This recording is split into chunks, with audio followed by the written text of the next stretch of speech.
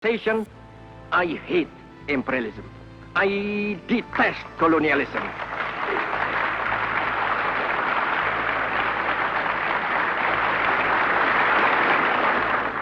And I fear the consequences of their last bitter struggle for life. But we are determined that our nations and the world as a whole shall not be the plaything of one small corner of the world.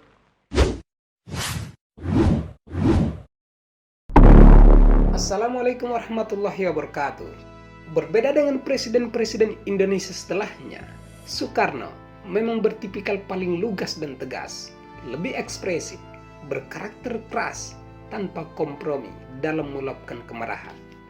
Dan murkanya Bung Karno tidak pernah pandang bulu. Ia bisa marah kepada siapapun atau dalam persoalan apapun yang tidak berkenan di hatinya.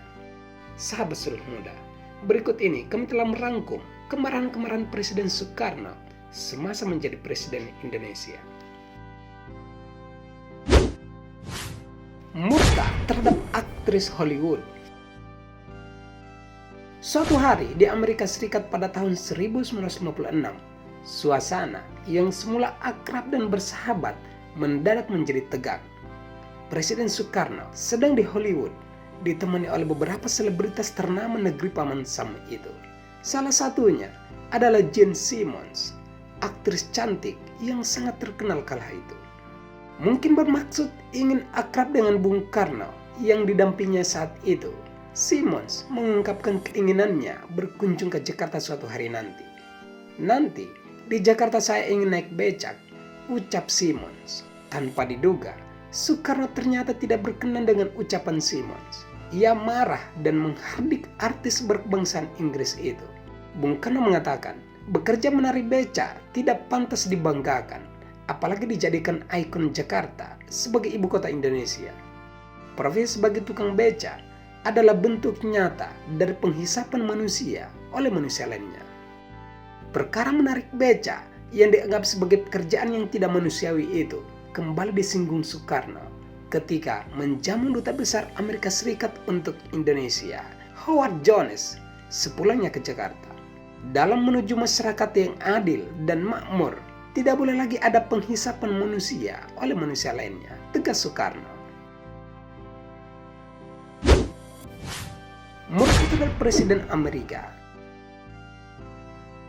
Masih di Amerika, pada tahun 1960, tak tanggung-tanggung, kali ini Bung Karno murka di Gedung Putih lantaran merasa tidak dihargai oleh pemerintah Amerika Serikat dan presidennya waktu itu, Eisenhower.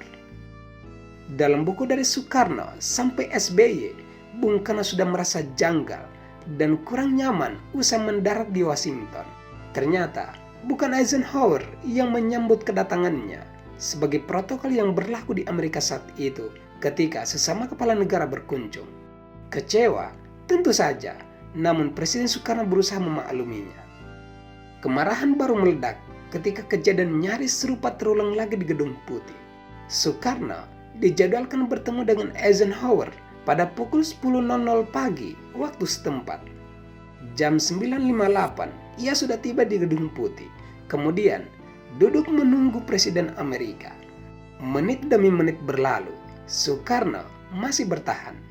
Kemudian pada pukul 10.25, Bung Karno mulai gelisah karena Eisenhower tidak kunjung menempatkan batang hidungnya. Dan 5 menit kemudian, genap 30 menit menunggu, murkalah sang pemimpin besar revolusi itu. Ajudan Presiden Soekarno, Bambang Wijanarko, menceritakan fragmen menegangkan ini dalam buku Sawindo Dekat Bung Karno. Soekarno mendatangi petugas protokoler lantas menghentak, "Apa-apaan ini? Kalian yang menetapkan pertemuan pada pukul 10.00 hingga 10.30. Presiden kalian belum datang juga. Apakah kalian memang bermaksud menghina saya? Sekarang juga saya pergi," bentak Soekarno. Cindy Adams melalui bukunya An Autobiography juga menuturkan kisah serupa yang didengarnya dari mulut Bung Karno langsung. Setelah Soekarno mengancam pergi, petugas protokol Gedung Putih buru-buru minta maaf. Kemudian masuk ke dalam ruangan.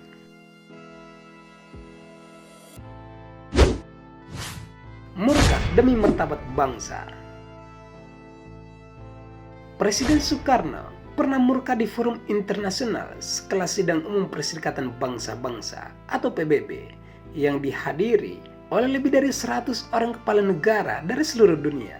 Dengan suara keras bak Gelgar Halilintar yang mengancam negara-negara barat yang disebutnya tidak adil terhadap negara-negara berkembang.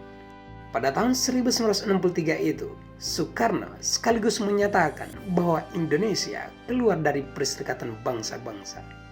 Di periode yang sama, Soekarno juga meluapkan kemurkaannya terhadap Malaysia, negeri tetangga yang masih serumpun ini dituding Bung Karno sebagai negara boneka, antek bangsa-bangsa kapitalis, terutama Inggris dan Amerika.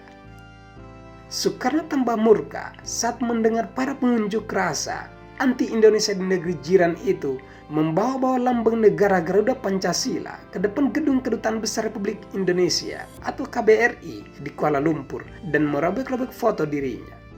Bahkan, para demonstran kemudian membawa Garuda Pancasila kepada Perdana Menteri Malaysia saat itu, Tunku Abdul Rahman, dan memaksanya untuk menginjak salah satu simbol kehormatan bangsa Indonesia tersebut.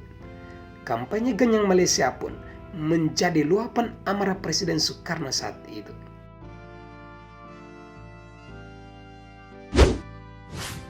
Murka terhadap DN Aidit. Kemarahan Soekarno memang tak memandang apa dan siapa.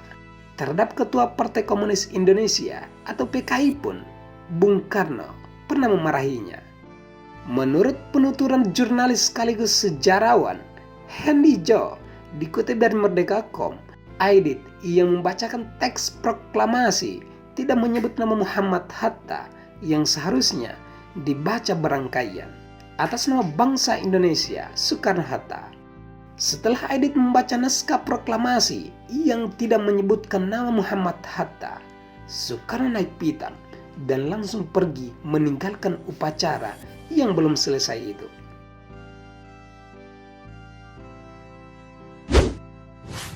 Murka lantaran difitnah. Soekarno pernah mendapat fitnah keji yang membuatnya meradang. Dalam pertemuan dengan perwakilan Kesatuan Aksi Mahasiswa Indonesia atau KAMI yang berunjuk rasa menuntut pembubaran PKI pada 8 Januari 1966 itu, Soekarno mempersoalkan coret-coret dan selebaran terbuka yang berisi fitnah terhadap salah satu istrinya, Hartini. Coret-coret dan selebaran itu menyebut bahwa Hartini sebagai Gerwani Agung. Seperti yang kita ketahui, Gerwani atau Gerakan Wanita Indonesia adalah organisasi sayap perempuan pendukung PKI. Sahabat Suluh Muda, kemarahan-kemarahan Bung Karno memang beralasan dan tidak pandang bulu. Bung Karno bahkan berani menyatakan perang jika harga diri bangsanya tak dihargai.